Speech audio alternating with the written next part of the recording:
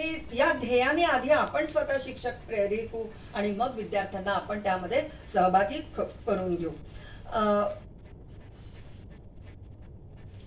त्यानंतरची जी स्लाइड आहे ती खूप महत्वाची आहे की मी आत्ता जे म्हटलं की प्रत्येक विद्यार्थ्याच्या सर्वांगीण विकासाला चालना देण्यासाठी त्याच्यातील अद्वितीय क्षमता आपल्याला ओळखता यायला पाहिजे. यासाठी पहिला मुद्दा बघा, recognise, identifying, fostering unique capability to promote holistic development of each student.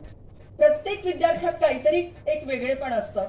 ते वेगळेपण आपल्याला चाणाक्षपणे हेरता यायला हवं आणि त्याच्यातल्या त्या गुणवत्तेला आपल्याला पुढे आणण्यासाठी त्याला आपण मदत करायला पाहिजे.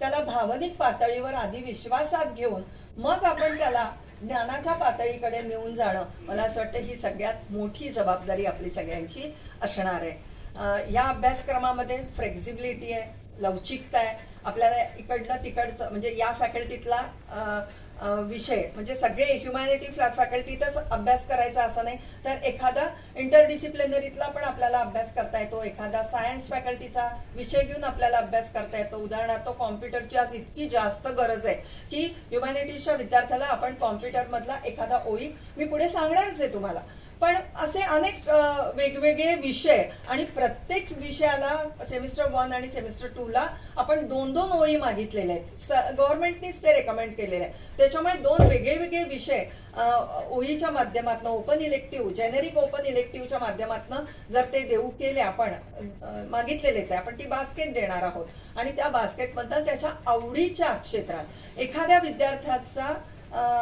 सायन्स विषय आहे आणि त्याला संगीतात खूप रुची आहे, तर आमचे दास सर इथे उपस्थित आहेत. दास सरांनी आम्हाला 4 सुंदर प्रकारचे ओळी तयार करून दिलेले. तो संगीतातला एखादा ओळी जरूर घेऊ शकतो. आलं लक्षात? होम सायन्स मधला एखाद्या विद्यार्थ्याला पुढे जाऊन आपलं करिअर हे जर एखादा उत्तम शेफ घडवण्यासाठी करायचं असेल तर अशा पद्धतीची पण सोय आपल्या या अभ्यासक्रमात आहे. मी आता त्याच्यावर फार बोलत नाही कारण खूपदा हे सगळं बोलून झालेलं आहे. आपल्याला पटपट पुढे जायचंय. Multi disciplinary and holistic education याच्यामध्ये मिळणार आपल्याला चौथा जो मुद्दा आहे तो संकल्पनांच्या आधारावर भर देणारं त्याचं शिक्षण आहे. बेसिक कॉन्सेप्ट काय आहे ती कॉन्सेप्ट समजून घेऊन मग त्याचं इम्प्लिमेंटेशन किंवा उपयोजन जे काय करायचं आहे अभ्यासक्रमातनं, आपण कॉन्सेप्ट पासून दूर राहतो आणि उदाहरणच सांगतो, पण बेसिक कॉन्सेप्ट सुद्धा त्याला समजून या माध्यमातून त्याला समजून घेता येणार आहे. 5वा मुद्दा जो आहे तो अध्यापन आणि अध्ययन यांच्यासाठी तंत्रज्ञानाचा आपल्याला सखोल वापर करण्याची मुभा आहे आणि तो करणं आज अनिवार्य आहे, काळाची गरज आहे. 6वा मुद्दा जो आहे की सर्व शैक्षणिक अभ्यासक्रम आणि धोरणांमध्ये स्थानिक संदर्भांच्या वैविध्यतेचा आदर आपल्याला करायचा आहे. आपल्या अवतीभोवती आपल्याच अमरावती जिल्ह्यामध्ये असंख्य हिस्टॉरिकल प्लेसेस असतील, समजा ऐतिहासिक अशी स्थळं असतील, तर आपण जगभरातले खूप एकदम सातत्याने चर्चेत असणारे न घेता आपल्या अवतीभोवतीच आपण त्याचा शोध घेतला पाहिजे.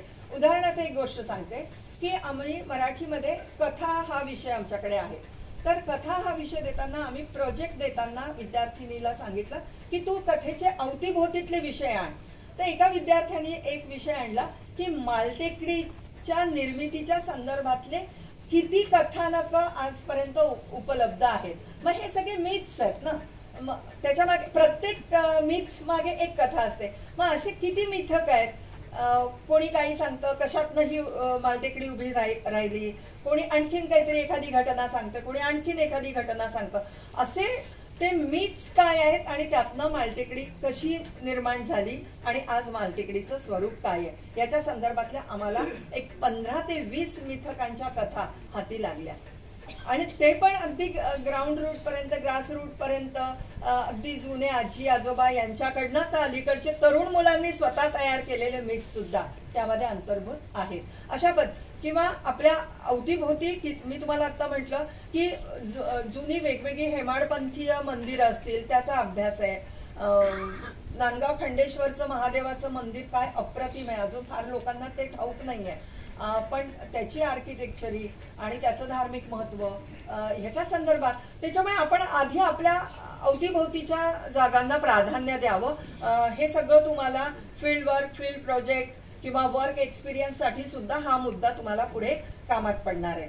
त्यानंतर इक्विटी आणि इन्क्ल्युजन, समानता आणि समावेश, आणि रूटनेस अँड प्राईड इन इंडिया, ही पण एक गोष्ट यालाच धरून आहे. जसं आपण आपल्या अवतीभोवतीचं आज असलेलं अभ्यासक्रमामध्ये सामावून घेण्याचा आणि त्यांना आदर देण्याचा प्रयत्न विषय बोलतोय, तसंच भारतातील मूलतत्वांचा आपल्याला अभिमान बाळगला पाहिजे, ज्या गोष्टींबद्दल जगाला आकर्षण आहे आणि आपण मात्र त्याच्याकडे इग्नोर करतो, त्या गोष्टींकडे आपण लक्ष देत नाही. मग आपली महाकाव्य असतील, आपली वेद उपनिषद असतील, तेच कशाला, डायव्हर्सिटी किती आहे, प्रत्येक प्रांतातलं खान पान, आहार विहार, भाषा, रूढी, प्रथा, परंपरा यांच्याबद्दल सुद्धा ही जी वैविध्यता आहे, या वैविध्यतेतनं भारताचं जे एक वेगळेपण आहे, हे वेगळेपण सुद्धा सांगणं आणि ते आयडेंटिफाय करणं, अभ्यासक्रमात त्याचा समावेश करून घेणं, हे सुद्धा एक महत्वाचं काम असेल आपलं रूटनेस अँड प्राईड इन इंडिया यामध्ये. नंतर transformative initiative in higher education, या उच्च शिक्षण NEPच्या माध्यमातून उच्च शिक्षणात जे परिवर्तन घडवून आणायचे आहे, ते या माध्यमातून, या शैक्षणिक उपक्रमाच्या माध्यमातून आता खऱ्या अर्थाने सुरुवात झालेली आहे. आणि हा अभ्यासक्रम कसा आहे तर अतिशय फ्लेक्झिबल असा करिक्युलम स्ट्रक्चर या अभ्यासक्रमाचा आहे. Undergraduate degree programme of either 3 or 4 year duration with multiple entry and exit points and re-entry option with appropriate certification such as कसं आहे, म्हणजे 3 आणि 4 वर्षाची डिग्री, री-एंट्री आणि एक्झिट हे ऑप्शन याच्यात आहे. UG certificate after completing 1 year 2 semester